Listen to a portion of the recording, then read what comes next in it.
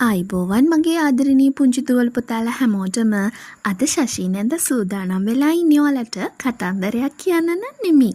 දළදා වහන්සේ ගැන නොදන්න දේ ගැන ඔයාලට පුංචි කාරණා කිහිපයක් දැනුවත් කරන්නයි. ඉතින් දුවේ පුතේ අප තථාගත බුදුරජාණන් වහන්සේගේ දන්ත ධාතුන් වහන්සේලා 49ක් සිටිනවා. එයින් 36 නමක් එක්සක් වලට එක බැගින් දෙවියෝ රැගෙන ගියා. ඉතිරි වූ දන්ත ධාතුන් වහන්සේලා 4 නමක් සිටිනවා. දළදා වහන්සේ කියලා අපි හඳුන්වන්නේ අප තථාගත භාග්‍යවතුන් වහන්සේගේ රදනක දත් 4යි. අද වර්තමානයේ මේ දන්ත ධාතුන් වහන්සේලා වැඩ සිටින්නේ මෙන්න මේ ආකාරයටයි. දකුණු දළදා වහන්සේ තව්තිසා දෙව්ලොව සිළුමිණ සෑයේ වැඩ සිටිනවා.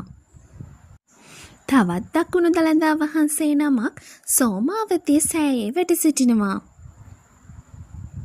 වම් උඩු දළදා වහන්සේ වැඩ සිටින්නේ ගන්ධාර දේශයේ. ඒ කියන්නේ වර්තමානයේ පාකිස්තානයේ. වම් යටි දළදා වහන්සේ වැඩ සිටින්නේ ශ්‍රී දළදා මාලිගාව තුල.